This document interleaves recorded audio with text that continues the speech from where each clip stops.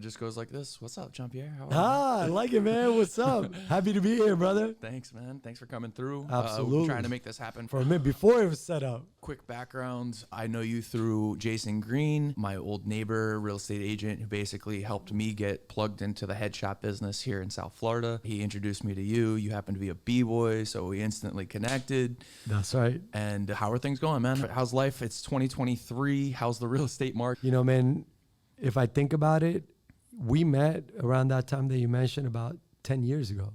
Oh, that was that long, because Jason was working on a project with us back then. Long ways around, a lot of growth, both personal and business. And things are good, man. Things are good. Clear understanding of things. You said personal. Yeah, kid, right? Yeah. You're a dad now. Yeah, man. Yeah. It's a beautiful thing. It came without a plan or unexpected. It really gives you an entirely different perspective on life, truly. Who am I? I'm Gianpierre Giusti, and Fort Lauderdale local. Very happy to be here. This is a great city, as you may know. I love this place. Yeah. I came out here from West Broward, but once you move out east, it's like west is way in the rear of you, man.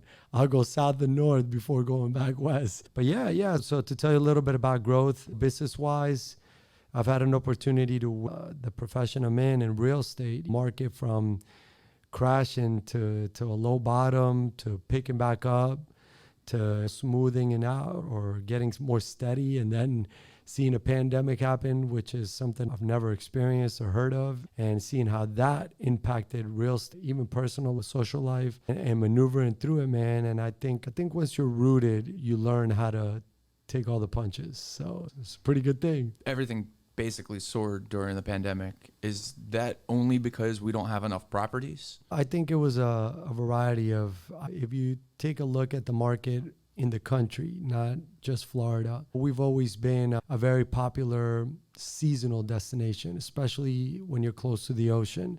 So you did have people usually from the entire Northeast coming down December, even as early as November, staying through April, May, which is cold winters up north and beautiful weather for us. What the pandemic did is drove not just the Northeast, but the entire North down south. And I think a lot more than just the weather was also our tax bracket. We don't have state tax.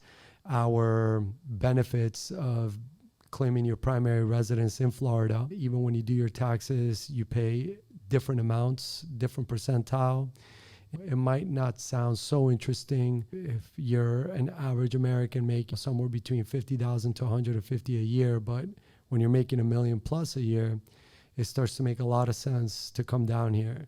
And now you have, a better tax bracket, the weather, the ocean, and the feel of a vacation, but you're really living through that. That's why staycations here are so popular for us. Yeah, I think like all these baby boomers are getting old and gonna probably want to sell their places up north and move down south. Would you recommend that they buy single family homes or condos? It's interesting because this used to be a big baby boomer retirement area. If you look at single family homes in Florida, South Florida primarily, in the late 70s, 80s, they were small homes, usually 2-bedroom houses, low ceilings, but big yards, and a lot of retirement community. And you saw this shift happen maybe early 90s forward, where people started making this their primary home and growing the homes, making more bedrooms, creating families down. So I think it's changed from a baby boomer mentality to more of a, I want to raise my family there mentality. I don't want to wait until the kids are grown, I retire and then go to Florida. I think that mentality's kind of shifted a little bit. And so I would say if you're coming down here at any age, it depends what your goal is. If you're going to be here full time, maybe you want to start with a house, see how that life is. A condo, I feel like, requires a lot less maintenance. So if you are the second homeowner, the third homeowner, even if this is primarily your home, it makes it easier to go somewhere else in the summer where it's humid down here and still not worry too much about the maintenance, because in condos, most of it is covered.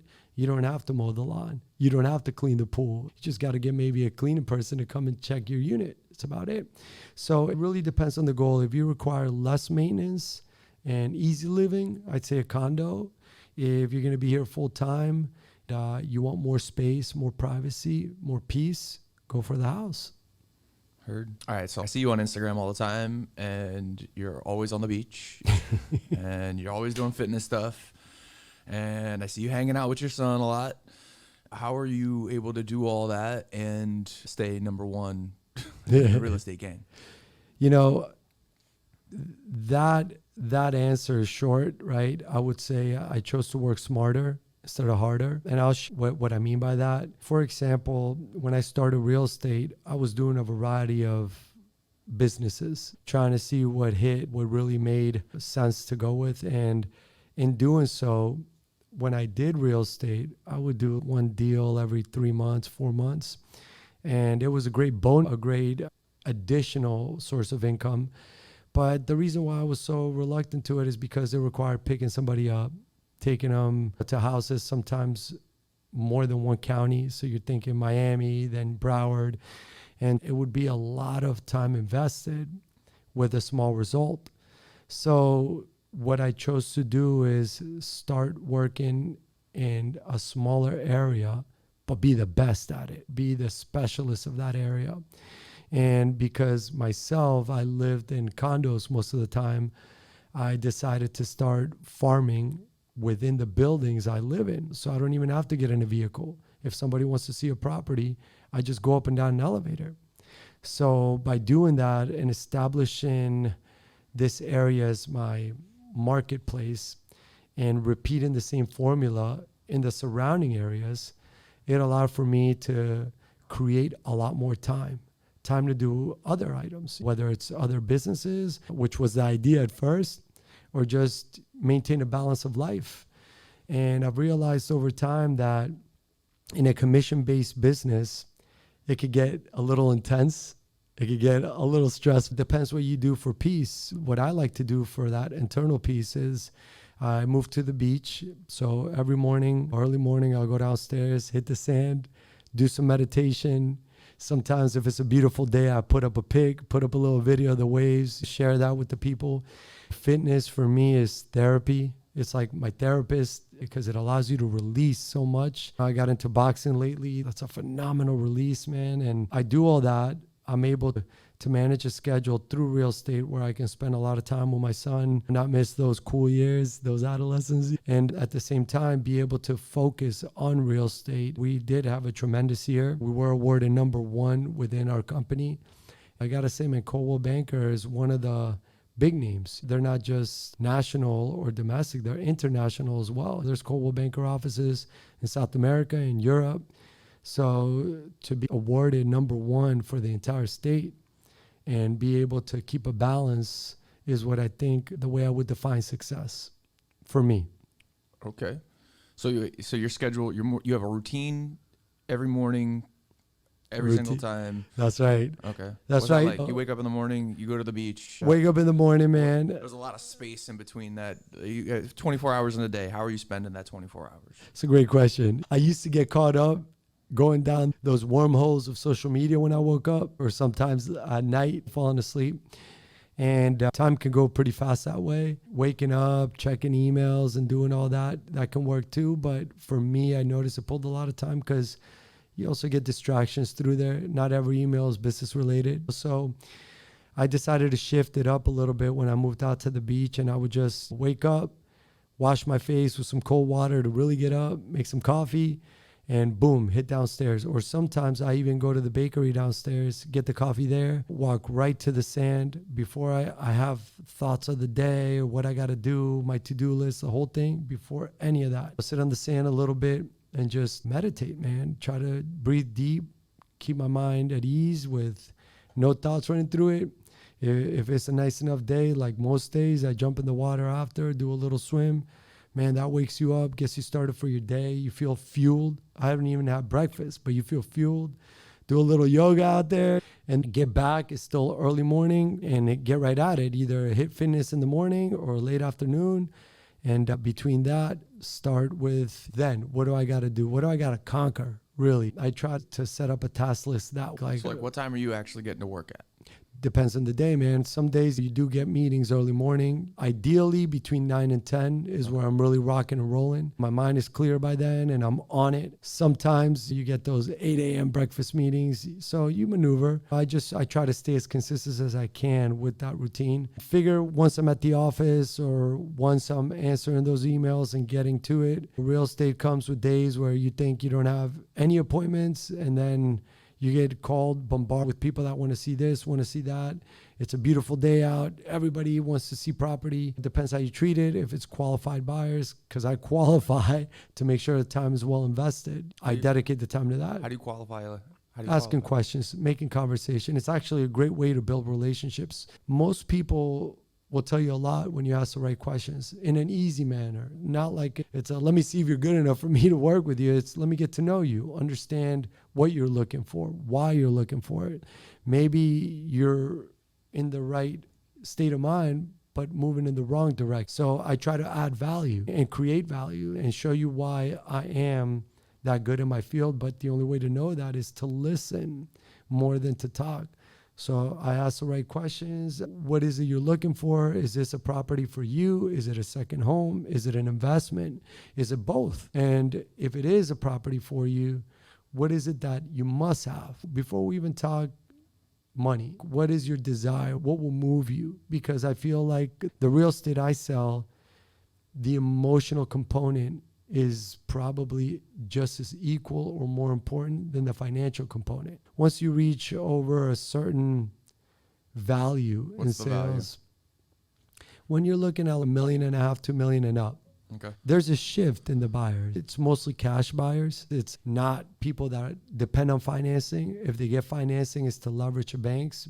Like when the rates were very low post-pandemic, people would get financing to leverage, but they didn't need it. And funny enough, the higher you go in value, the easier the transaction gets as far as once you sign a contract to closing, because most people have done it before, have an understanding and education of what they're doing.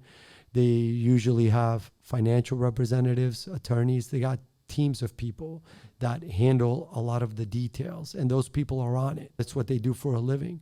So it makes the process a lot easier. Again, that's part of the working smarter. I went for a luxury market for those reasons, to learn from individuals that have done it more than I have and try to provide them the education they need so they feel confident about what they're buying. And it starts with questions. It starts with, what are you looking for? And then it builds up to creating a relationship and really giving them more than one option for what they're looking for. Usually I try to impress. So if you tell me I'm looking for these requirements, I try to say these properties have these requirements and they got this and that, and then mind blowing. And you build the relationship where these buyers or sellers don't make their next move without consulting you. When they do, you've hit the mark. How many people do you have to have on your Rolodex to be able to make a good living? This answer is going to shock you, brother, because most of the time people will say a lot. But the majority of my business and what's truly, I would say, helped me reach levels of success that were just unrealistic goals at one point is building the relationship with the right circle. I know about 4 to 5 guys that between them, if one isn't buying, then one is selling. And then the year later, the other one is buying. And then the year later, the other one's selling. And in between those 3 years, some are buying for investments, some are leveraging, selling stocks to park it in real estate. Some are looking for opportunities and so on and so forth. So really, man, if you get yourself a good group of people, you could be doing 20, 30 mil in sales annually just from one group. And within that group, you might meet some of their friends that have another group. And so I've managed to really stay very consistent with those relationships, and they become wonderful too, because it isn't just about the real estate. You build friendships. You make friends with people that could be mentors in life, can tell you stories about things they've done and mistakes they've made and learn from. And truthfully, it's a blessing because it's a lot more value for me than just a paycheck. But don't get me wrong, a paycheck is very important. And there was a time where it was neck to neck. You needed that paycheck to survive.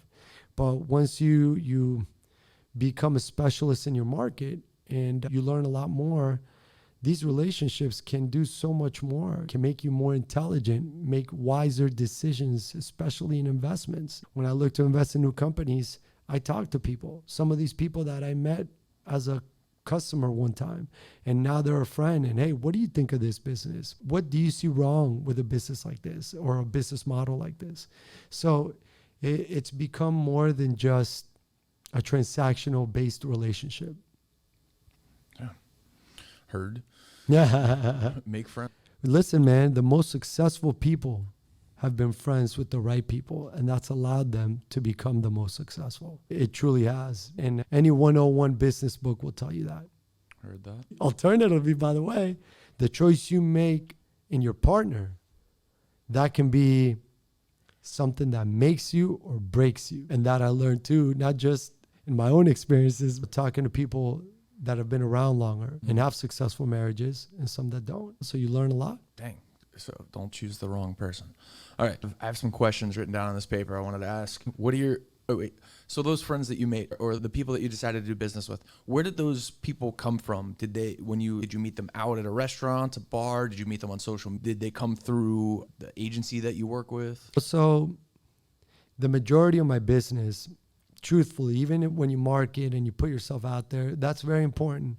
Consistency is key because it'll remind these people that you still exist, and it'll remind them that you're consistent in your field. But with all the marketing, all the putting yourself out there, most of my business really came from referrals from people that I met, and they referred a friend or a family member, and maybe they didn't buy or sell, but they also introduced me to someone else. And you can just get a better idea of who the right people you want to network with in this business. And how did I start meeting those people? I would tell you that I started at a time where the internet wasn't as much utilized for buying a home. Today, you want to buy a house, you want to buy a condo, you want to buy commercial real estate, a car, anything, you start on the internet. 99% of the people do. And it makes it very easy because it's at your fingertips. But I got my real estate license in 2005. So the internet was good, but it was just going from dial-up to a faster connection. And Zillow didn't exist. Other platforms of searching real estate didn't exist. I joined a company that specialized in selling pre-construction right on Las Olas. I joined that company because my mother was a part of it, and she sold one development for a developer exclusively. And they advance you commissions when you do. It's almost like an employee relationship. And so I'm thinking, man, they're kicking butt. That's the way to go. I'm going to get my license and I'm going to get on one of these projects. So I get my license. I go out to this office on Las Olas. It was just when all the high rises had just been built, like the one behind Yolo's, the River House next to the park, the Las Olas Grand, all brand new. So a lot of demand for the area. I remember I went to that Las Olas office, got my real estate license, and I said to the broker, I got my real estate license. I'm ready. Which project do you want to put me on? He just gave me a pat on the back and he said, go sell some houses. And I started looking around and I'm realizing that all these developments that haven't been built yet are being sold by these beautiful women that have this great way of talking. I'm looking around and I'm like, man, I'm nothing like these sophisticated, classy women that are selling these amazing developments. I learned by making mistakes, and a ton of them. I went out, I hit the pavement, I started trying to sell houses. The first thing I did is call people I know. I was fortunate at that time I was dating this girl, and her mom wanted to sell her house. So it was my first listing, $300,000, I remember. And learned a hard lesson because we sold it, and their closing was upcoming. And I had to get them in a new place. So we went and did a lease for a new property. But the association ended up denying the buyers. And she was already committed to a lease. So it put me in a very hard position because the easiest to point the finger at is me. And valuable lesson learned in my first transaction ever. I was able to get another buyer quick and resolve that. And it still worked out. Oh, wow. But it could have gone sideways really quick, and it almost did. I started learning through those kind of scenarios. And then about 2007 to 8, when the market just crashed really hard, everybody was jumping ship in real estate. Now, mind you, on the way to those years, everybody was buying. It was a money train. I got a lot of experience taking people out left and right, doing those long drives, going to West Palm one day, then Boca another day, then Miami another day, then West Brow. And learning through mistakes, man, is the best way to learn, because you can't get caught slipping anymore. You've been through it. You know when people are being authentic, when they're trying to negotiate, when they're trying to give you the BS or not. And so when the market crashed and these developments that my mother and other relationships had sold pre-construction, meaning they just sold you paper and a dream. The building didn't exist yet. They were like, it's going to look this beautiful and it's going to look like this and like that. When it was actually a tangible, when it was up, I said to my mother, I said, hey, all these people bought in these high values and the market crashed. They're going to want to sell.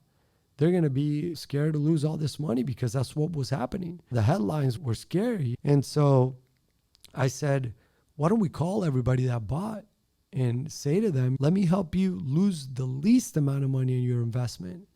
And I said, I know everything about General now. You won't catch me slipping anymore. That's how I entered the luxury market. While everybody was jumping ship in a crash and running for the hills, and realtors, the money train stopped. So you had to swim upstream if you wanted that. I came in and found a niche, because everybody was like, I guess real estate's done. So I started making these relationships, talking to these people. And it started like that, selling this high-end product to try to save as much money as I can for so many people that overpaid. And in doing so, the new owners that would buy, I'd meet, I'd build relationships. I understood how the market worked. I just had to understand it now from a luxury level. And by the way, when I say a luxury or high end, I define that at that time $1 million and up. Okay. Now that's $2.5 million and up. But back then it was about $1 million and up. So through that, I pierced that market. And once I got in, I wasn't getting out. I had competition. Absolutely. I had people that would try to eat me up. If I went and interviewed with a seller, they were like, I sold here, I sold there. What's this guy? But persistence and education and saying, look, that guy has 100 listings. I might have one listing, but I'll treat it like it's the only one. I'll put all my effort into it. So then I started telling sellers, Mr. Smith, Agent Smith, Agent Smith has 20 listings. And at the end of the year, they're selling 7. Agent G has 5 listings, but at the end of the year, he's selling 5. So you want somebody with 100% turnover or somebody with a 30-40% turnover? So even if you don't have a lot of the business, you could still use different examples to show people that you're there to stay and you're focused and you're treating their property like it's the only thing that's going to feed you. Because for me at that time, it was. I let go of everything, brother. And so that's how I was able to gain momentum. When you're about to start small talk and conversations with the people that you're driving around, how's that typically go? If we don't know each other, most of the time there's a relationship in between and we build off of that. Let's say they find me online, we've never met. They say, hey man, look, I'll give you a perfect example. There's a development on the beach that is a very high-end brand of a hotel. And they did a mixed use. It was brand new. So it was half hotel, half private residences. But the brand name is like a Rolls Royce. It's just very high quality. So a lot of people buy because they're brand owners, maybe in other states, or they recognize the brand because they've utilized it, right? So again, pre-construction, you're buying the dream, the images of what they sell you. And in this particular case, this gentleman had purchased, and he assumed because of the way it was presented that the project was located directly on the sand. And so I'm putting ads out there left and right. And I just happened to come across this guy because he called. He literally called on an ad. And I think it was a social media ad. Okay. So he called me up and he says, I'm here in Florida. I came to look at this development I bought and it's not on the sand. And I was really hoping to get something on the sand, but is there anything on the beach that would match this quality? And I said, coincidentally, there's one development that's all private residences, but it matches the quality and it's managed by a 5-star resort name. Although it's not a hotel, the management company is from a 5-star resort, which means that the services are going to feel like you're staying at a Four Seasons, like at a major A1 development. And so the guy got interested, and I took him, and it was on the sand. And the way we small talked was about the market. So I hit him with education first. That's the key. Why this building is comparable to what he bought, and why it gives him more of the services he's particularly looking for. So I'm like, this will give you a quieter area, more peaceful area. You're rubbing shoulders with residents here that are in your tax bracket. So great relationships to meet. Your service on the beach is A1. You have a restaurant with a Michelin-rated chef. And why is this development such a key investment for you based on what you're looking for? In Fort Lauderdale Beach, you don't have high-end, brand new developments on the sand because we don't have the space for it. It's all already taken up. The last one was built in the 90s. And today, the price per foot on the one built in the 90s outperforms all the other brand new buildings across the street from the sand. That's how much value there is on living on the sand. You have an opportunity to buy in a brand new development on the sand, which tells me that if one in the 90s carried to the 2000s, 15, 16, and created more value than brand new properties, imagine this. This will be the highest and possibly last one that'll be on the sand for the next 50 years. So it'll be a great investment, but even better lifestyle because it's a 5-star lifestyle. He immediately bought. Damn. And then after that, we became friends. Damn. Off of social media. Off of social media. So how? And then he introduced me to his friends. And how that goes. What platforms are you using or utilizing currently for social? Aside from Instagram, because that's where I see you all the time. Correct. In social media, it is a gift and a curse, man. And I really think it's depending on how you use it that you choose if you want it to be a pro or a con, right? So if you're utilizing it for business, right, the most utilized platforms for everybody is start with Meta, right? Facebook, Instagram, WhatsApp now even has options for that. Others, from my experience, don't hit as hard. I know a lot of real estate professionals are on TikTok and they do a lot of educational videos, and I think that's great to create awareness. I'm not sure they'll find, unless, depending on the market they're looking at, but the market I focus in, I don't think they'll find that profile of a buyer or seller there. Because the person that you're dealing with probably is in their 50s. Very successful 30-year-olds, and I don't mean 30 flat, 30s. 30, okay. It's funny, I had this talk with an economist the other day. Most people that go into wealth end up really seeing it in their 40s and after. So a lot of 40 to 60s. Usually the profile is an active individual, not somebody that's just letting time go, somebody that truly lives life. People that spend summers in Colorado or winters or both. They have their home in South Florida, but they also travel to Europe and other beautiful places that some people don't even know exist. They just truly experience life in a different way, and it's goals for me. It's something that you look up to, and funny enough, they like to go on Facebook. They like to go on Insta now. And so those would be my primary targets. Separate from that, I understand now that a lot of professionals go through LinkedIn. I think that's good if you offer different services. I don't think for my field it's as strong. Twitter, I think, is more for consistency to stay relevant. So you're hitting all the platforms. Outside of that, I'm sure there's plenty others, but I don't really utilize them. Most of the high profile lead received has been through Facebook or Instagram. Yeah. And I'm assuming you'd say the same thing. It's not based on the quantity of people. It's based on the quality of That's people. right. That's right. I focused in 1 year of doing just ads on social media, but very unique, very different from the rest. You wouldn't see them as posts anywhere on my page. I haven't. Yeah. And I'm also not your target. Yeah. They weren't posts. They would just be ads, but they were hitting similar audiences of people that I've already worked based on similar likes, similar places they go to and check in.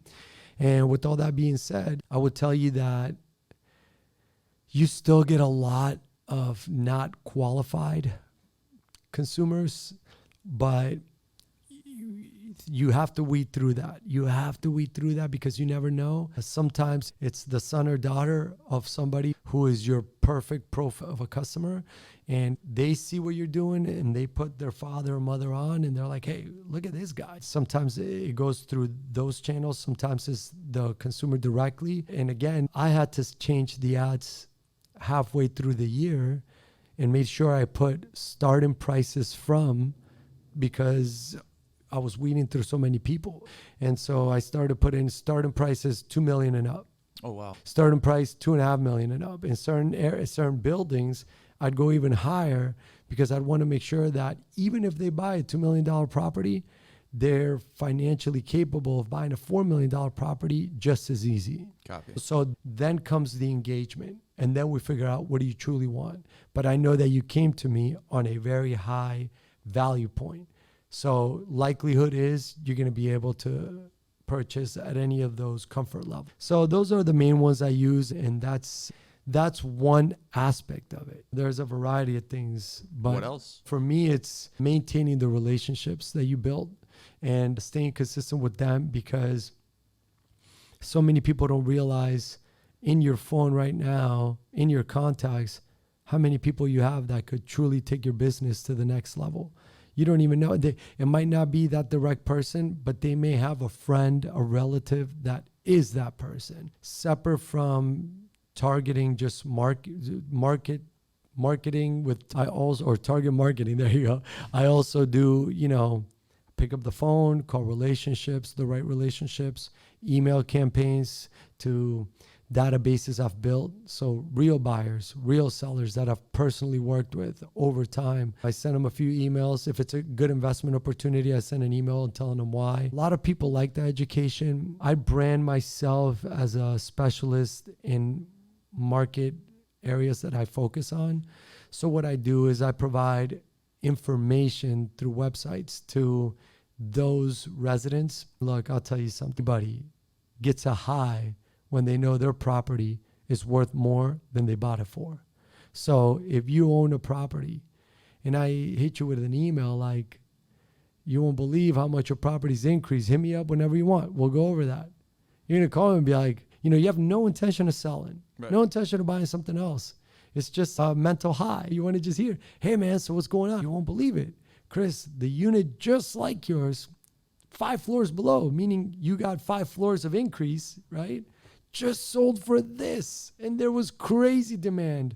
You're going to get a head high. Right at that moment, you're going to be like, what a great investment I made. Wait. The height of the building makes a difference? Absolutely. Let me start with the roof. I'm on the 3rd floor. The person who's underneath me is trying to sell their place for $1.1 million. Does that mean that mine it's got higher ceilings? So sure, without a market study, so I couldn't tell you exactly, but just on an average, if you go to a development that one person owns it, like a brand new building, they're selling units, you're going to realize that per floor there's a $5,000 to $25,000 to $100,000 increase. Now, why is that? The increase comes because of the view. The value is the view. Yeah, so if you lived in a building that from the 1st floor to the 20th floor, you're facing a wall, being on a higher or lower floor won't make much of an impact. But if you're in a building where you see the ocean or the downtown skyline, right? On the 5th floor, you'll see some of it. But on the 25th floor, you're going to see the whole skyline, these beautiful sunsets. There may be buildings that obstruct your view on the 5th floor, but they're long gone on the 25th. So that's what creates a value. And that's why the higher floor, the better. What else is making the value of view? I always hear location, right? Sure. So it starts with location, but let's knock that out. Let's say ocean, because everybody wants to live near the ocean, right? Water has a vibe to it, right? And every time you're staying near the ocean, even in a hotel, it's a vacation mode. It's a mental relaxation, right? So the beauty about selling on the ocean is everybody's happy, right? Even in a post-pandemic market.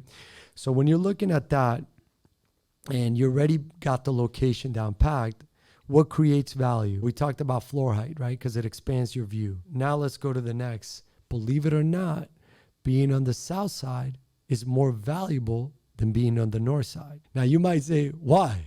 What does the direction have to do with Light. it? Light. Huh. The sun rises south and sets south. Yeah. So by being on the south side, you get a lot more light exposure.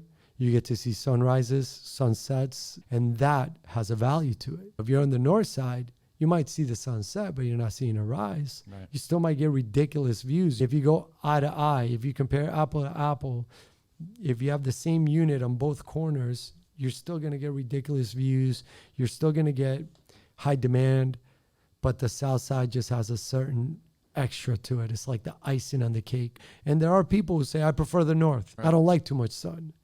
But the higher percentile, in a pool of buyers, the larger amount is going to want south. Right. So south carries value. Southeast carries the most value. Yeah. If you want to break it that's down. the best light. That's the best light. That's the best light. Yep. And natural light is key. If you look at interior designers, decorators today, when you tell them, oh, I want to do something modern, or I want to do what's in, the biggest line is like, we want to get a lot of natural light in here. We're going to get the exterior in the interior. And so it sells you even within your own unit once you own it. Oh, that's great. That's great. You're going to get a lot of natural light. I love it. And it's healthy for you. Spend some time in the sun. It makes you happy. All right. I need to switch up. Hey, man, I'm on the northwest corner, and I'm happy. I'm happy as can be. Are you dealing with a lot of first-time home buyers? Not often because of the market I'm in. I was going to say at the 2 million, the million plus, I wouldn't assume that it would be the first-time home buyer. But for all of those people who are possibly listening to this Zero Sum podcast, Sure. if I was a first-time home buyer, where would I begin? Great question, and an important question, because a lot of people don't know. Because I want to get into the game. You want to get into the game, right? And by the way, it's a beautiful game to get into, and you should get into it. Real estate is a need, not a want. And other investments can be, I want to invest in that. I want to make money doing that. But you need a place to live. You need a roof over your head, right? So that's why it will never be a bad investment, even if you overpay today, right? Now, as a first-time buyer, I don't know where this mistake comes in, but a lot of people set a value in their mind, maybe based on what they can afford on a monthly level, depending on their income. They're like, I could buy a house up to this value or up to that value. There's two options there. Either you have the cash to buy it outright. For a first-time home buyer, that's likely not the case, unless you're part of the Lucky Sperm Club and you got good parents that got your back. But if it's not the case and you need financing, the first step is talk to a mortgage broker, a lender, a banker, whatever your preference is. You got to go talk to them and say, what's my purchasing power? Here's what I make. And they'll ask you a series of questions. What do you make? Or what's on your taxes at the end of the year? What are your expenses on paper? And they'll give you an idea of how much you can spend on a mortgage monthly, which will give you an idea of how much you can spend on a mortgage overall. And then you go to a real estate agent, or you go on the computer, start on the internet and see what's available for that price point. Because if you do it backwards, you're not just wasting everybody else's time, but you're wasting yours. And your time is valuable. You should always value your time. So if you do, then before you even start, you got to know what you can afford. Purchasing power. And if you're relying on a bank for that, then you better talk to a bank, right? There are other factors that may be out of your reach, like a home not appraising for the value the bank is willing to lend you. We talked a little bit about that earlier on. Yeah. But that's why you get an educated realtor. And they'll help you foresee a little bit of that future. Look, here are the steps we're going to take, right? Anybody can ask whatever they want when they're selling a home. You know, one of my investments, you already know, I asked a ridiculous value. Yeah. I just said, I'm throwing it out there. Let's see what happens. We'll talk about that. We're going to talk about that. God, I want to know. We're going to talk about that. By the way, I want that place. I should even tell you the story of how I got the home, because I know the story, but definitely I want to. I want the details. That just goes to show how education in real estate can create an investment for you that you didn't even know was there, and how it can be so easy on your way in. But with that being said, anybody can ask what they want, and some people may ask above market, which is common, but there may be some that are like, man, I just got to sell this property and sell it below what market value is. So they can just get the cash and get going. So you might say, wow, man, that's a great value. Is it going to appraise at that value? realtor is it going to appraise? Because your realtor has the power to see, which now you have the power to see too, but they have a little more experience. What's sold that's just like that home, surrounding that home, because that's what an appraiser would do. And they create a value. They might say to you, look, this home will likely appraise at this value. Forget about what they're asking. Let's start there. So now we know in the area we want it to be in, let's go see it. Because if I take you to go see it, but the appraised value is 20% below what the home costs, and you're not going to put up that extra 20%, I wasted a whole day of yours. You could have been out of here doing more podcasts, shooting more headshots, making more money, right? And so I'm taking money from you for no reason. So the best is follow protocol. Understand your purchasing power. That is what I would tell every first home buyer, whether it's even investment or personal. All right. Market related, is now a good time to buy here in sunny South Florida? Why not? Look, I would answer that with the question, what's your goal, right? Are you investing? Are you buying for yourself? But the overall answer will always be yes. Right now is the perfect time to buy. Yes. Even people say this market is gone, people are asking ridiculous values. You find a good deal. It might be the most expensive deal in that neighborhood today, but in 1 year, it could be the best deal that you purchased because houses will go up in value. Condos, all real estate. If you look at it on a day by day or annually, sure, you'll see some heartbeat lines, right? Up, down, up, down. But if you look at it on a 5-year run, on a 10-year run, that beat going up and down is always on an incline. It's going up. So it could go up and down, but it's going to go up the whole time. What may be an overvalued investment today, whether it's for an emotional reason or a financial reason, may be the best investment you made down the road. So the time to buy is always now and always good if you're in a position to do it. Heard that. You want to talk about that property? Look, man, I was actually under contract on a single family home for almost a year, right? It was a very beautifully remodeled home on a very large piece of land, a great opportunity, but the person that remodeled it didn't pull every permit, and the city got hip to it and they got him, right? So it created length in time, but I had no rush. I was willing to wait. So I was going to do financing, leverage a bank, great rates at that time. But when you are in contract for so long, what ends up happening is your appraiser or appraisal expires, your rate can expire, your structure of the loan can change because of market conditions and the length of time. So when you're under contract for over 6 months, man, I was reaching almost a year. The bad news is everything with the loan would have to start all over. The great news is real estate over time creates value. So by the time it was ready to close, I had built a lot of equity into the home, and I wasn't even owning it yet, meaning I didn't have to pay any carrying costs.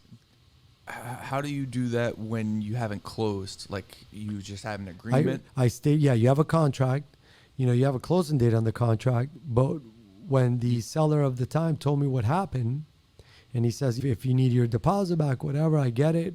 I was like, nah, don't worry, man. I got all the time in the world. Take your time. Let's stay in contract.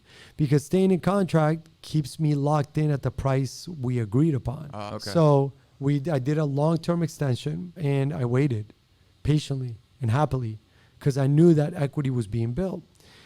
Now, here's the kicker. At the time we were about to close, I made a seller a very large amount of money in a very short period of time. I made him about $1 million in less than 30 days. The seller? The seller. He bought a property. I helped him sell. You helped him buy another property? I sold him a property, and then I resold the property in 30 days for $1 million more. So you could understand I was in this guy's very good graces. Right. And so I said to him, what are you doing with the funds? And he says, now, look, don't think that $1 million changes guys' income level. It just added, but he was very well off. So I said to him, what are you going to do? He said, maybe I'll reinvest in real estate. I don't know if I'll get such a good deal again. And I said, you could always make a high percentile on your money.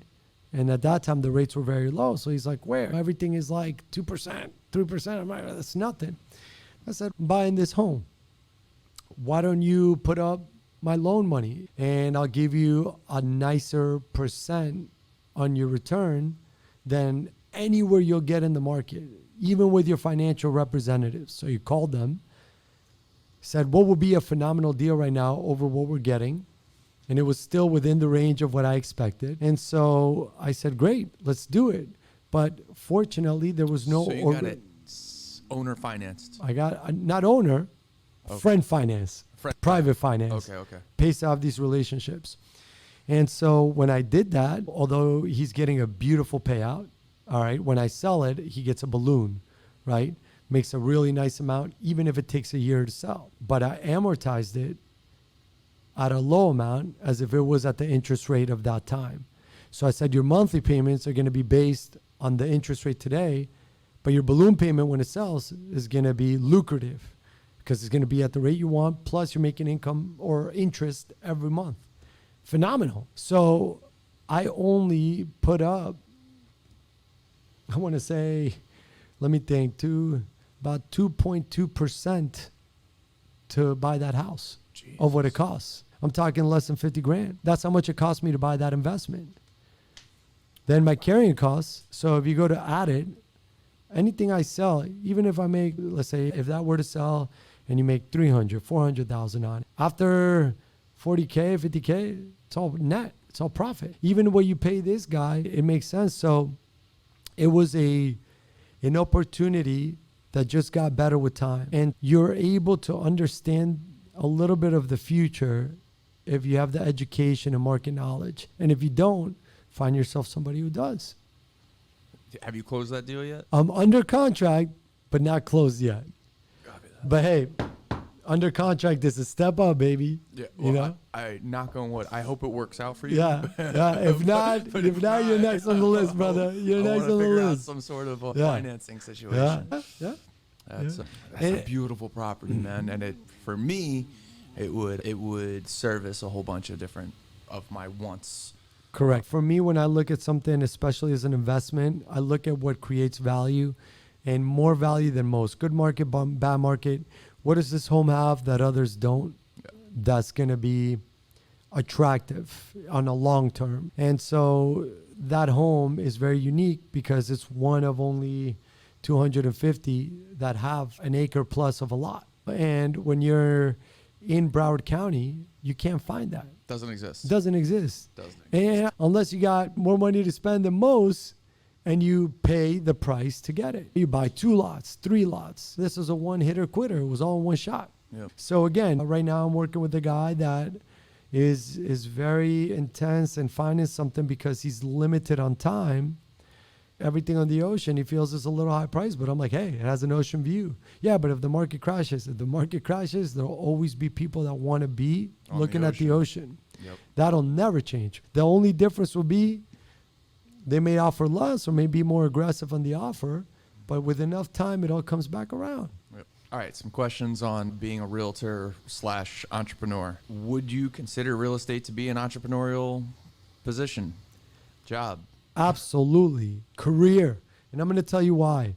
Because a lot of people don't realize in any commission-based career, okay, or profession, you don't make money unless you put in the work. You eat what you kill. So you don't have a boss. You don't have somebody breathing over your shoulder. It all lies on you, your work ethic, your dedication, your desire, your demand. And why do I call it an entrepreneurial position is because it's like opening a business, any business, right? You got to open shop. You got to market, let people know you exist. And then as people start coming in, you create income, right? But the difference between a real estate career and opening up shop and anything else, you don't need capital. In every other business, if you're going to open something, the likelihood is you need to raise capital. Yep. You got to put up money to establish a location, model it, marketing, and all of that. In real estate, it's minimal capital required. Look, you get your real estate license without even marketing. You just pick up the phone and call every single contact you have and say, guess what? I'm a realtor now. You want to rent somewhere? You want to buy somewhere? Call me, right? Now, if you educate yourself and you create value with that education, dude, even a few rentals here and there, that's income.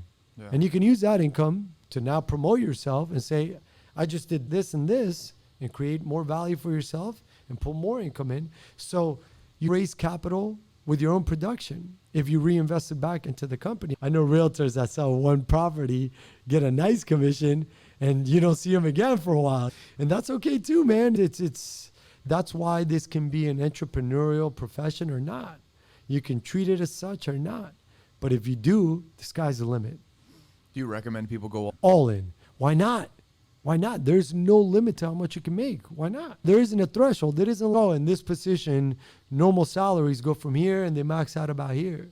Say I just wanted to start, where would you tell me to, first I got to go get my license, but then, all right, cool, I got my license. Who do I hang with first? You have a phenomenal platform. But let's assume you're an average Joe, right? Okay. Because you got a big following, you got a lot of contacts through that. But if you were an average Joe and you're like, hey, I just got my real estate license, I want to make some money. Start with your friends, your family. No. I'm like, who do you hang? Oh, broker. Okay. You got to understand in this game for brokers, especially large brokers, it's a numbers game, right? For them, the more agents they have, the likelihood that a high percentile is going to produce, right?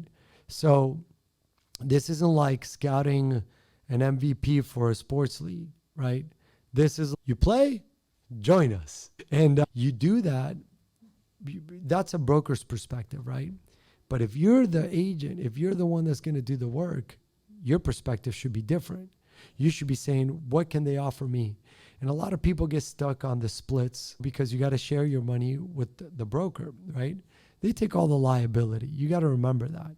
They are responsible for your mistakes. So they got to take some of your money for that, right? Plus, the next part is the education. So I know realtors that get their license and they go to a company, ABC Realty. ABC pays me 100% of what I make. I just got to give them a transaction fee whenever I do a deal. That's great. How much are you making? Because if you're making nothing, 100% doesn't matter. So 100% is zero. So then you go to another company and they're like, man, because I'm a beginner, they want to take 40% of my pie. Leave me with, well, what are they offering for that 40? That's what you should be asking yourself, not, can you believe it and feel insulted? So who do you recommend?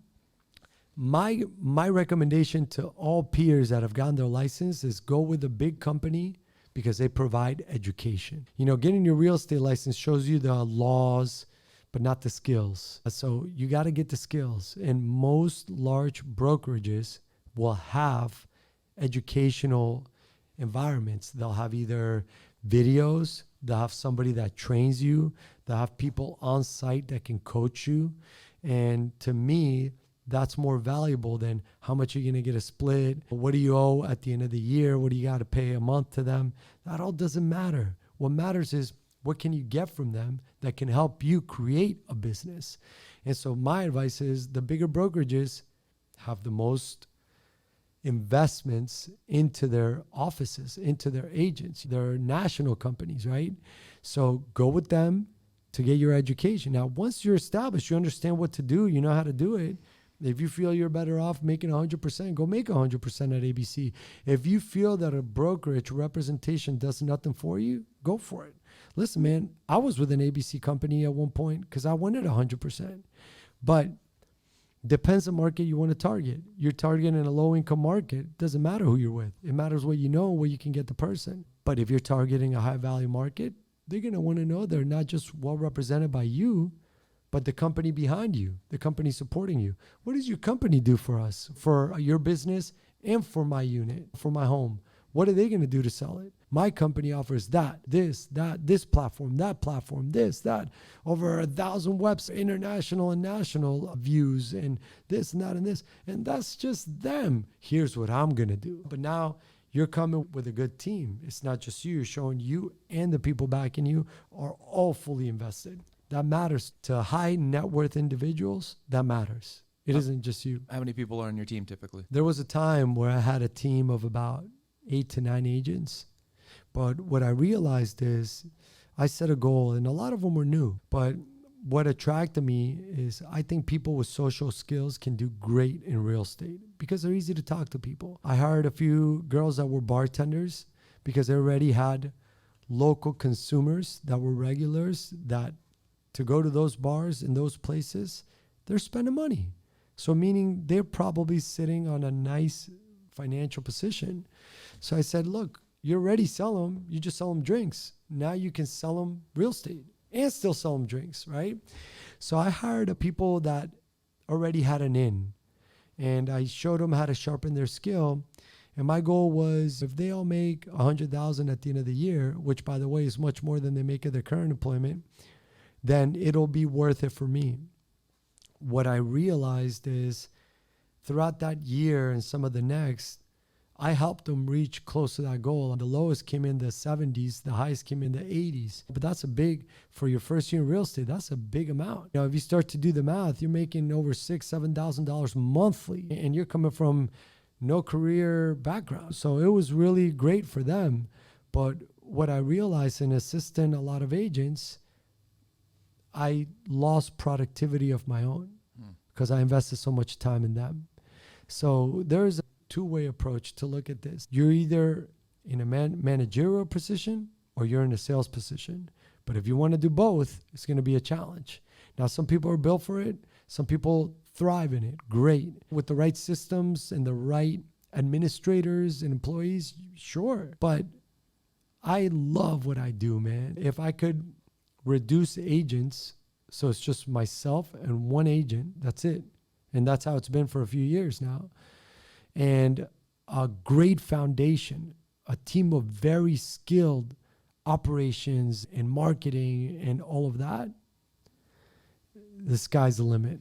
That's what I mean. Like, what? Who's on your team? Like, all right.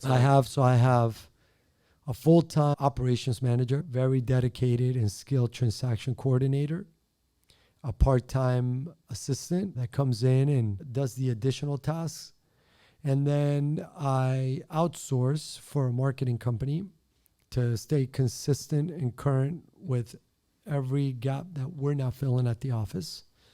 And with that, I got the dream team. What about, do you have a preferred mortgage broker? Or is that part of the stuff So, that comes with the people that you hang your... Yeah, so of course, your offices will have under their umbrella a dedicated mortgage company, a dedicated title company, which they're great. The ones at my office are A1 people, very educated, very professional, and they deal with what they offer to deliver. That's rare in those kind of businesses. Most people offer you something, they overpromise and underdeliver. And so yes, I have all that, but I also have several title companies and several lenders that have come to my office and told me, we want to establish business with you, we want to work with you, let us present with you, let us show you what we offer. And I've met a lot of great people that way.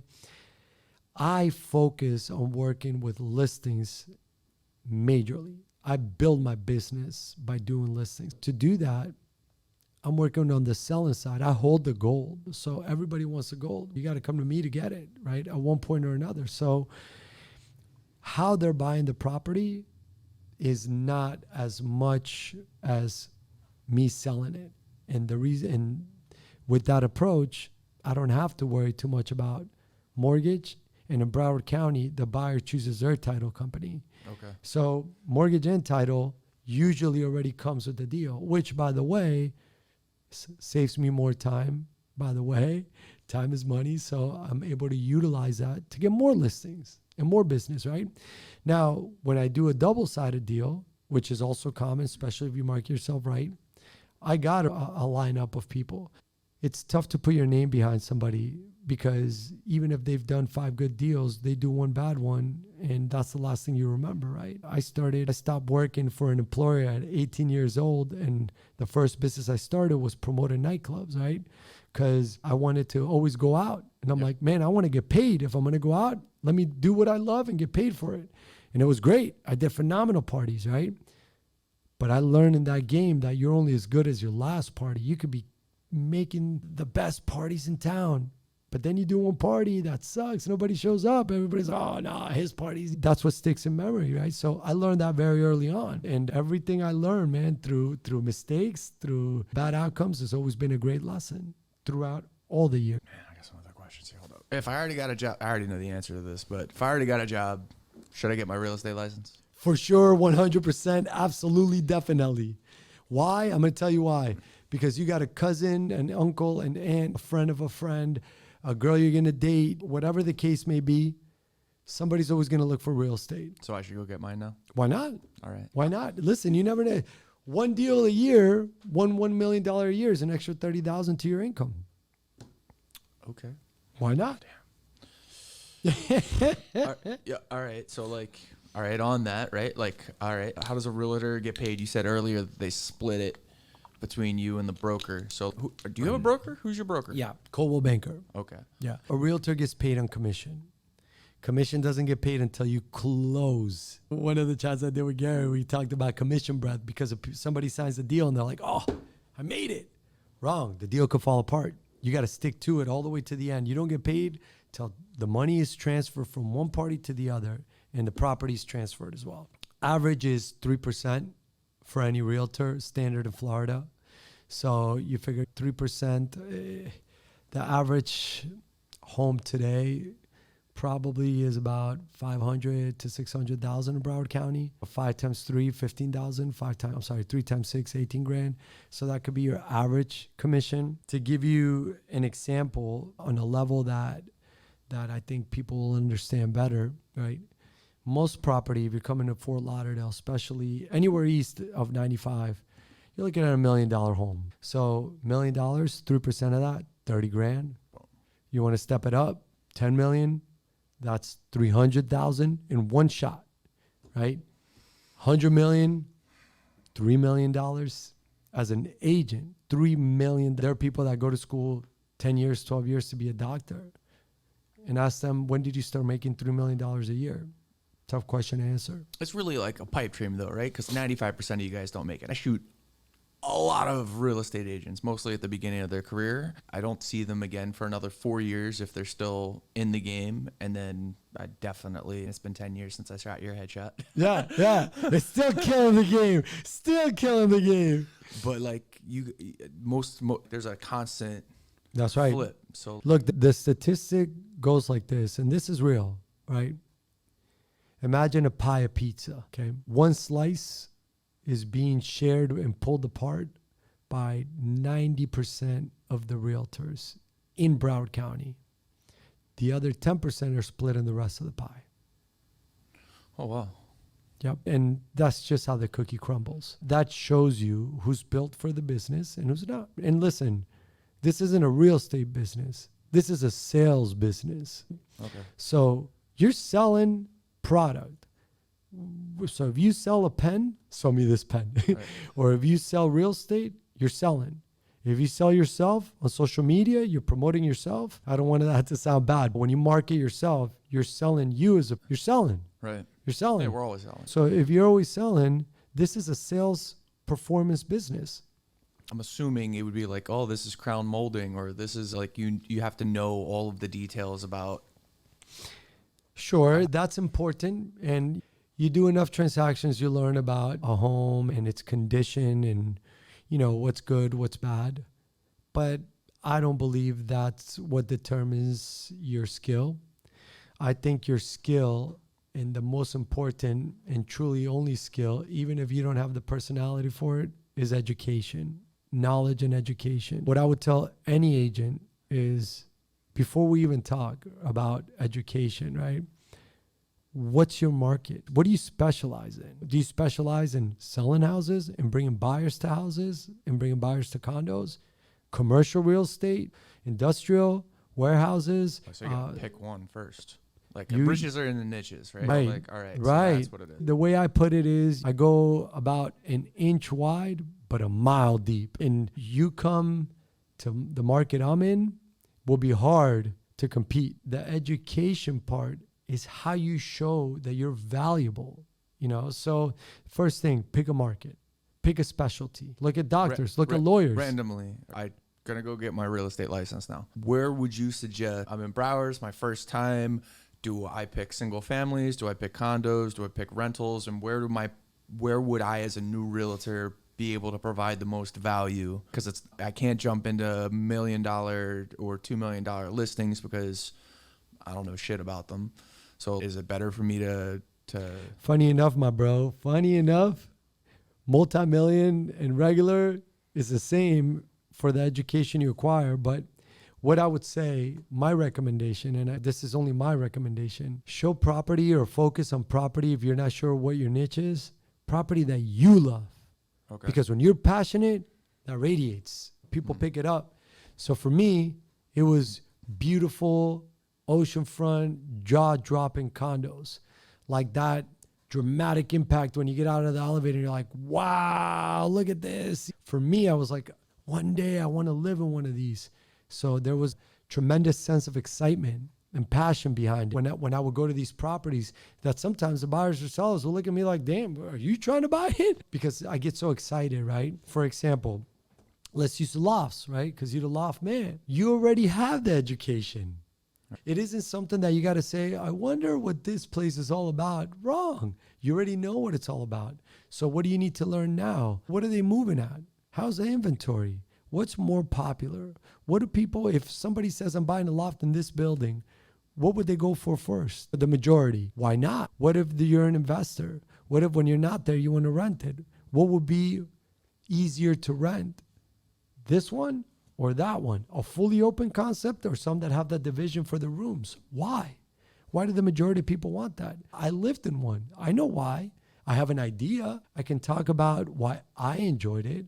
Now, that might not be the reason for them, but the fact that you can share that knowledge might give them a different perspective. And they might say, I didn't consider that. You just created value. You just showed them something they did not know. So now they're leaving with more than they came with. And that was thanks to your perspective. So I would start with what I know and what I love, right? And build from there.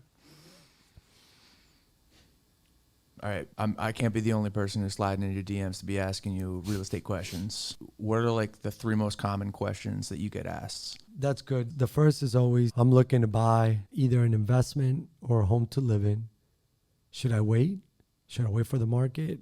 Is now the right time? Is this a good investment? That's most of the real estate inquiries I get. And again, I never answer without asking questions back. Because I got to understand what you want. If I don't know what you want, I can't guide you in the right direction. So my first question is, what's your goal? Are you going to live long-term, short-term in the home? Are you looking to offset by renting it sometime, your expenses? Are you looking to create income? Are you just looking to move somewhere as a starter and then build up? What's your ultimate goal? What drives you to go for that? And then we build, and then we start talking. So most people don't even know what they truly want when they say, is now a good time to buy? I don't know. Why would you want to buy? Because sometimes the answer you get, buy. Oh, I'm looking for a place to live for the next 5 to 10 years, but I feel everything's overpriced. Buy because in 5 to 10 years, we'll have another down, up. But remember, it's always going up. So you'll be safe. I'm looking to just buy a place for 6 months and try to make a buck on it. Now we're going to look for a different product. If you're not going to live there at all, it shouldn't matter. If you enjoy it yourself, what should matter is, can it produce income? And can it hit my goal? So there's different perspectives. Most people don't even know that. What about the entrepreneurial people that are trying to get into real estate? If I'm a student, I just got my real estate license. I'm sliding into your DM. Are they asking you the same questions I'm asking you today? Oh, you mean as a I just became not a as a consumer. Yeah, not as a consumer. Okay, not as a consumer, but more of a real estate professional, and they want to make it big. The questions are usually like, oh, what broker should I join? I just got my real estate license. What's next? And I guide them with some of the information I provided. If you don't know nothing, you need to learn. Not what you learn in taking the real estate class and passing the exam is a high likelihood you're not going to put that into your work. You learn by making some mistakes. Sure, everybody makes mistakes, but the best way to learn is you need guidance. You need a teacher. Whether it's classes, whether you hire somebody, But you better hire somebody that knows what they're doing. So don't base it on how good they talk. Base it on their success. Look behind them and say, what have you done? What are the results of your accomplishments? And go from that. Now, if they want to get into a luxury market, I would say, what market? Pick a market. Right. All right, I'm going to ask you a few questions. If you can't answer those questions without saying, let me look into that and I'll get back to you, you're gone. Yeah. You're gone, man. If somebody called me and asked me a question in my market and I was like, let me look at that and I'll find out and I'll get back to you, the next person will know the answer. Now, here's the flip side. If they call Joe or Bob and ask him a question and they say, let me get back, and I'm their next call, game over. If it's my market, game over, right? And so that's how it should be looked at. You got to be the best in your field. Dominate your market. You got to dominate your market. Look, I'm going to give you a story. You know this story. I'm in a building right now. Okay, one of the buildings I specialize in, there's nothing for sale. Okay, in this market, people still want to buy in there, nothing for sale, except for 1, 2, 3 penthouses, right? I have them all listed, meaning you got to come to me if you want to buy those, right? I have them on the market, right? There's a person that has one of the better penthouses in that building. Design is straight out of a magazine cover. And we've been talking and interviewing, right? And he says to me, I'm going to interview a couple of people, some very reputable people, okay? And I said, great, but I'm your guy. Now, I want you to think about something. If you don't list with me, anybody looking at your penthouse, the fact is they're not just going to look at yours. They're going to look at yours and the ones I have in the same building because they want to see all the penthouses. They're not going to say, we only want to look at that one. So if you don't list with me, I'm your competitor. And if I'm your competitor, I sell this building better than anyone else. Don't take my word for it. Look at last year's stat. I sold about 92% of every single transaction in that building. Yeah. By definition, that will make me the specialist. Now let's talk about your unit. If I'm with you, who can sell it better than me? And if I get all those people looking at the other penthouses, when yours is such a wow factor, that's just going to funnel right into yours. It's going to be great or good, better, and then boom, the grand finale, the great one, yours. So yours will probably sell first. And then there's so many other factors that I could say. Let's look at sales prices. Why are you thinking your place is worth this much? Because units sold for that much. Who sold it? I did. And who broke the record before that? I did. And who broke the record for the highest sales price repeatedly in every single floor plan? I did. So if anybody's going to break the record in your penthouse, the likelihood is I will. And I don't say it in an egotistical manner.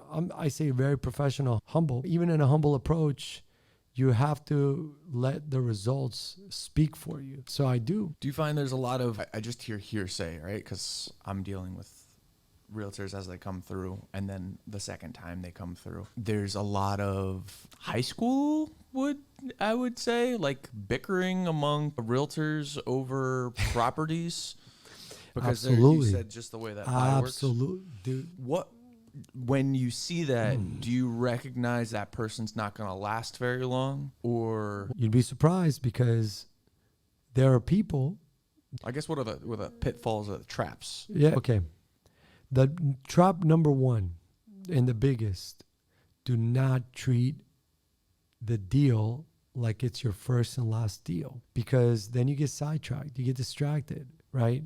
What happens is you get so focused and thinking about how much you're going to make off this one deal. This is the deal.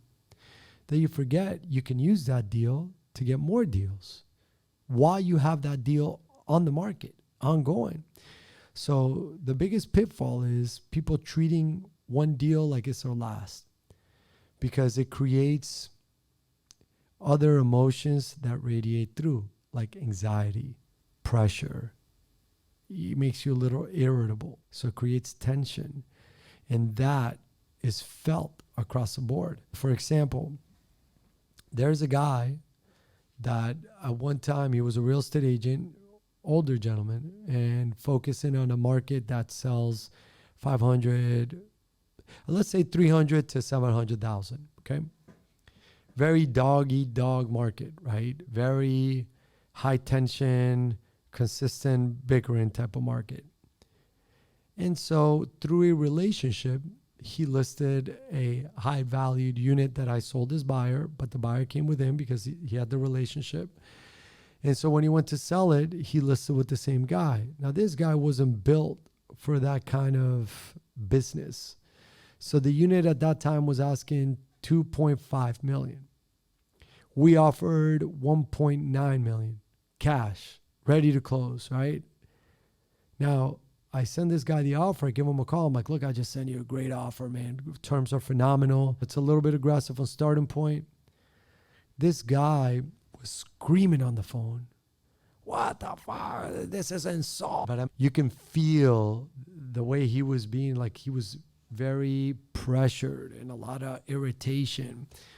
And so I thought, shit, maybe he owns a unit. He's taking this as an insult so deeply. Maybe he has some kind of interest in the unit. So I'm like, hey, do you own the unit or have any kind of interest in it?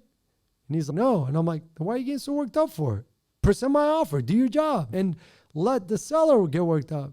Oh, I'm like, listen, this is a market where people make sometimes aggressive offers, but I'm telling you that this guy's willing to go up. And we ended up going back and forth and got the deal because his seller took it entirely different.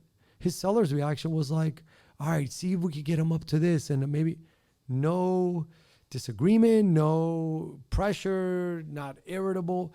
But that realtor, had I not been patient or had I not have that space of not being as reactive as him, we could have got into an argument right there and the deal would have gone south. Oh, you feel this is an insult, man, and this and that, and blah, blah, blah, blah. Oh, yeah, forget it about boom. You know what?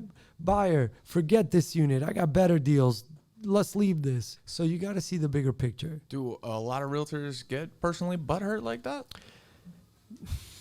I say this with all due respect. Yeah. The lower the price point, the more you'll experience that. Okay. Because the lower the price point, the less experience and education. Damn. What are your 3 favorite restaurants? That's great. Here. But I've become more of a health nut lately, man. So I like eating clean food, I'd say, and a little bougie, man. But breakfast, I really a restaurant in the Ritz. I think it's Burlock. I like the one in the Four Seasons now too. It's a chick's name, I can't remember. Oh, and I like Village Cafe. I don't know if you've been there. It's on Breakers. It's by Wine Garden. Okay. It's a great little spot right there. Or Nanu Bakery. Great for breakfast. I'm a big breakfast guy, man. I like my eggs and potatoes. I would say for a nice vibe, I like Toccato. I like Louis Bassi. Runway just redid it. That's a good one. That was off 84, right? Yeah, Runway 84. Yeah, they redid that. It's banging. It's been around forever, but food was always great. They always delivered. You been to Cafe Vigo? No, I haven't. Oh, bro. I'm missing it. Let me put you on. Try Yeah? US 1 going around Sunrise. Inside where it used to be I used to teach yoga at this place called Jimmy Barkin's Yoga, and they took over that whole spot. Well, I got to go check it out, man. Bro, it's so fucking good. I'll go check it out. Yeah. I'll add it to the list. They got it's not healthy eating, but it could be. But hey, man, it's listen, great if Italian the food. taste hits, then it's worth it. Yeah, I like Italian spots, man. I grew up eating a lot of that food. Definitely, if it's a good spot, for me, it's worth it. Even a good pizza, man. You're Even Italian? a nice pizza. So my grandfather and the entire bloodline above him on my father's side is Italian. So that's why, if you think about it, Gian, the way my name is spelled, Gian, that's Italian. Like Gianni, like that's my son, or Giancarlo. The last name, Giusti, is very Italian. So to show you how thick it is in my family, my father is Gino. I'm Gianpierre. My sister's full name is Giordana. My son is Gianni. We're all Giusti. So we hit you thick with that. The other side is from Spain, and then I'm second generation Peruvian born. So immigrant when I came here. And I think the old school way was first you got to move to New York, and then you move to Florida. So that's what we did. Most people that I meet, and I'm like, where were you born? And they're like, Florida. I'm like, what? You're a native? Oh, shit. And there's a few of those. If there's 3 buildings that you would recommend people look at What 3 buildings? If I'm from New York and I want to move down, what should I be looking at? Okay, you want to be in like a downtown area where you walk everywhere and it's always a The party. beach. Want to be on the ocean? Yeah, like you said. You're looking for luxury? Yep. Hands down, the top #1 building that's fully residential is Auberge. Yeah. All right. That has a Michelin-rated chef. Restaurant is on the sand. Has services on the sand, on the pool. It feels like you're staying at a 5-star resort. As a matter of fact, Auberge resorts are rated higher than Four Seasons resorts. They got more stars, and that's all based on services. So it's managed by a hotel brand known for high-end services, but it's residential living. Dude, you walk in through that lobby, they got Botero sculptures that are valued over multi-millions of dollars as part of the lobby decoration. Gives you an idea. Also, what I think changed the game for that design is that when you walk in the lobby, it's all glass from the ceiling down to the walls. So what does that do? Allow natural light in. And light makes people happy. So you walk in there and it's a vibe right from the moment you walk in. It also has a 5-star spa. The spa in there does everything. Massages. They got the salt baths. They got ridiculous stuff. You can get your hair done, the nails, the whole pampering, man. Can you go in there just as a guest? Absolutely. You can go in there because it's open to the public, but the residents get a few perks. Same with the restaurant. Open to the public, but residents get a few perks. It's a little bit quieter area of the beach. It feels very private when you're on the sand, when you're on the pool. It's that kind of a high-end level. It has more than one pool, so you could do laps in one, you could relax in the other. It's a pretty great and probably the top one in the city. Next, if you want to be in the mix, in the middle of the action, I'd say Las Olas Beach Club. Now that's almost Las Olas and A1A. That is the heart of Fort Lauderdale Beach. So if you want to walk downstairs and walk anywhere, that's the spot. Because you got the Madness to the south, which is like all the bars, the famous Elbow Room, all the bars and nightclubs they got there. And then you have a variety of restaurants. You have a park, a farmer's market, a brand new marina. The only reason they're building this new marina is to house mega yachts, 100-foot plus, because the boat show for Fort Lauderdale is now the biggest in the world, and it generates over $1 billion to the city in 5 days. So they're going to build a marina, and all of that is in one concentrated area. So the cool thing about that is when you're in your unit in there, you feel quiet, private, high-end, classy. But when you're downstairs, you're in the mix. So some people love that. Some people don't. Yeah, I love that. Another great building that's on the sand there, not on the sand, but across the street and almost there is Paramount or Four Seasons, multi-use, or Paramount is a little bit more boutique, all private residences. Again, ocean from anywhere in the unit, you're going to see it, and services are A1. So Fort Lauderdale is transformed dramatically. I remember spring break when I was in high school, and I went out to Fort Lauderdale Beach, and it was a lot of mom and pop hotels, motel looking style. And a lot of those have been knocked down and rebuilt with luxury. At first, you thought they were ahead of themselves because who's going to pay $2,000 for one night in a hotel room? But that's the market we're in, and they're getting it. Hotels are fully booked. All of them. The Hilton is their highest occupancy level is in Fort Lauderdale Beach in the entire United States. Damn. That's like a 90-some% occupancy level. Where you get that information at? Where you get this education? Man, to be successful in this business, you got to go from the bottom all the way to the top. I'm not just cool with the relationships with people that live in these units.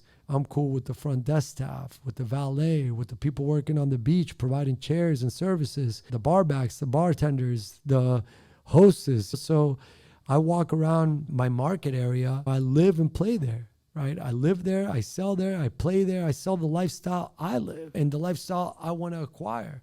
So anywhere you go, I keep my ears very close when I'm talking. I know the owner of the Hilton, but I'm also talking to the people that work at the beach, and they're telling me, who's staying here? Who's coming here from the hotel? People from where? From Europe, from Canada. Which countries? Oh, man, we get a ton of people right now. There was a moment when they were getting a ton of people from Argentina and from Portugal. I'm like, great. So when I did my social media ads, I said, target the wealthy people in Argentina and over there. Why? Because they're coming here. So let's target Fort Lauderdale Beach over there. So it's pays to know these things. It helps how to direct your marketing and your approach. Is there anything I didn't ask you that you wish I had asked you? Yeah. Longevity in this game. You asked about people that get in and then they fade over time. Yeah. The best piece of advice I was ever told early in the beginning is something I share with everybody. If you want to last in this game, you got to list. You got to list to last. Because when you hold listings, that'll keep you in business. People need the homes and you're the one representing the home exclusively. Now, don't in your career get stuck on those one-hitter quitter deals or commission-based. The power of one listing is tremendous, and if it costs you to get one listing, a reduced commission, it's a start. Take it. I'm going to give you an example, all right? This is true story, what I'm about to tell you. I call it the domino effect, okay? I got one listing for a penthouse, all right? These guys were from Canada. They had remodeled their whole unit, spent over $1 million to remodel this penthouse, and a lot of time and effort, a lot of headaches. It isn't fun to do that. And so they wanted to sell it, and they said to me, hey, we'll list with you at the price you recommend, the commission you want, but we know somebody in the building that wants this unit. If you sell to him, we'll only pay you this much, okay? A lot of realtors I know would have been like, no, impossible. Or they wouldn't have visited the option of selling to that person. They would have said, yeah, sure, no problem. And the last person that would have called is that person. You know what I did? I listed it, and that was the first person I called. And you know why I called them? I said, hey, what's your goal? What do you want to do? I heard you might be interested in a penthouse. I don't reveal it. I just said, I got a penthouse coming up. Oh, yeah? I'm like, but what would you want to do? I'm like, because you live in a nice, beautiful unit now. Yeah, sure. The penthouse is the penthouse. It's 1,300 square feet more. What about your unit? He goes, no, I would have to sell my unit. Well, I'm not going to keep two. You see that? And I'm like, do you have to sell your unit before you can close on the penthouse? The guy says to me, of course, man. I'm not going to buy the penthouse and then sell my unit. I need that income. Now, financially, he didn't need it, but he wanted it. And I said, great. So why don't we do this? A structured deal in the penthouse, and I'll sell your unit. Doesn't end there. You're going to love where this goes. Now, mind you, this was a 2% commission. If I listed and sold it directly, I can make 6. Okay? It was a 2% commission if I sold it to this guy. No problemo. We did a 60-day closing, and I told him, give me 30 days to sell yours. But I listed that one at 6%. Okay. His unit was amazing, remodeled to the gills, man. This guy had his unit a wow factor. You walk in, you're like, wow, what a beautiful unit. He just wanted to upgrade to an even more impactful unit, right? I listed his at 6% with a 2% cut that I got. So now I got 8% on the table potentially. And I call a guy that owns the same unit on a 15th floor. This unit was on a 20-something floor. And I call the guy on the 15th floor, even though I put it on the market. And I say to that guy, hey, man, I remember you were telling me, this is why relationships are important. I remember you were telling me you wanted to remodel your unit. And he goes, yeah, man, it's going to cost me like $700,000. And I'm like, oh, that's a lot of work you want to do. I'm like, what if I told you that we could sell your unit for more, so it'll be a lot less than $700,000? And I could get you into a unit that's already fully remodeled and a higher floor, value, view. He says, let me see it. I go to show it to him. I fucking love it. I want to get it. I'm like, perfect. Let's buy it, and I'll list your unit and sell it. So I just got the 2% to the 6%, and now I'm listing his for 6%, right? Mm-hmm. So that little 2% just made me 14% on paper. And so he buys it. We do the whole domino. He buys that one. He doesn't have to remodel his. That guy buys a penthouse. Boom, we're all out. And then I say to him, all right, now we're going to sell your unit. And now he says to me, well, let's put it up for $3.5 million. I'm like, $3.5 million? You just bought a fully remodeled one for $3 million. You want to sell it for $3 million? You want to sell it for $500,000 more than you just bought an upgraded one? And I'm like, I got an idea. if we're going to put yours for 3.5, then the one you just bought, let me put it back on the market for 4 so that yours looks more appealing. Lower floor, better value. And he said, all right, he just bought it for 3. I put his on the market for 3.5. I put the one he just bought for $4 million on the market. Guess what? I knew somebody that was selling a house in Las Olas, had all this income and wanted a condo. And I'm like, I just got this badass condo. It's $4 million. And the guy won't drop a cent. He came to see it and he goes, I'll buy it for $4 million. Cash. So I called the guy. I'm like, I know we're selling yours and you're going to move up. Or I can make you $1 million in less than 30 days. And what do you think he said? Sell it. So in all essence, I sold it for a higher value. I ended up making from that 2%, like almost 16, 17%. That dude didn't move. And then he had the money to be able to upgrade his place. And finance my new crib. How do you like them apples? So all that from 2 things, 2 valuable lessons there. 1, take it at 2%. Okay. But see the value and what you can do forward. And 2, when I listed that penthouse, that guy I sold it to wasn't the only buyer. I had other people that came. So the other people that came, I said, tell me what you're looking for. I'll get it for you. I'll get you another penthouse. What are you doing with your unit? What are we doing with this? If you have this penthouse listed, I can list another one. So it created business. It got me more buyers and I listed more penthouses. So if you have to take a cut on one, don't look at that. Look at the big picture. Now, look, I'm not for cuts. I'm against them. If somebody just tells me I want to pay a reduced commission without knowing my work ethic and value, I fight for it. I say, let me show you what I can do. And if I don't get you the mark, then if it's a reduced price from what you want to net, I'll work with you. But let me at least show you what I can do. In this particular case, I saw the long game, the big picture. You got to think outside the box. And then that changes the game. List, last, longevity, that's the 3 L's. And don't get caught up in one deal. This isn't a one deal game. If you're in this game for one deal, you might be in the wrong game and you might create more frustration and pressure than peace and income. That would be my strongest advice. Heard. You have a good, what CRM do you use? Do you use a CRM? Everybody has approaches. I tried a couple of, to see how they work, but learning a new way to do a business that's not broken. So if it's not broken, don't fix it. Can be challenging for some. So to transfer my whole office to a new platform, I just decided to stick with the old school way. The old school way is I build myself spreadsheets. Okay. And I jot my own notes like, all right, what's this person doing? Do I want to work with this person on this and that? What's more priority? And I base it on that. There's a method to madness for everybody. Everybody has their own approach in things.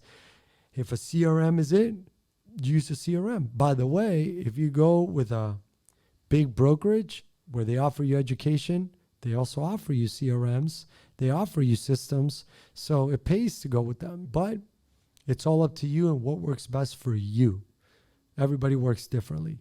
I like working all over the place. That's why I hire operations people that are very structured and organized because I'm all over. Yeah, any other questions that I missed that you would like? I think I touched on most of it, man. But what I would say is looking at real estate, don't just look at it as a profession. Look at it as a way to build yourself wealth. Start young. Start early. And young is defined by however you want to define it. Because I know people that are 50 years old and feel very young. I know people that made their first fortune in their 60s and are living like they're in their 20s and 30s. They go harder than I went. So I got to tell you, real estate will create wealth for you, whether you tend to it as an investment business or you just let it rent itself out and let time pass. It will always create value. It will provide equity, and it'll be a great source for you to utilize down the road. So I tell a lot of people, when you buy real estate, even though it's for you, it's your first purchase, you're going to live there, you're going to have beautiful memories there, you're going to enjoy it to the fullest. It's also an investment. And for many, it's their first investment, the first real investment, the first investment that they can touch, they can see. You will never be disappointed when you own real estate. down the road. Maybe if you're in the game of flipping, buying and selling, you may have a couple bad sales or bad buys, sure. But when you buy real estate for the long term, you're buying yourself equity, retirement, value, income. So that's my recommendation to all. Don't just look at real estate as a definition of what it is. Look at it as an investment for emotion and business. Cool, man. Dude, thanks so much for coming. Absolutely, my brother. Happy to do it, man. Hopefully you leave more with what you came. Sure. That's a wrap. I'm going to wrap this up. All right, my dog. I think that was awesome, Chris. I really enjoyed that, man.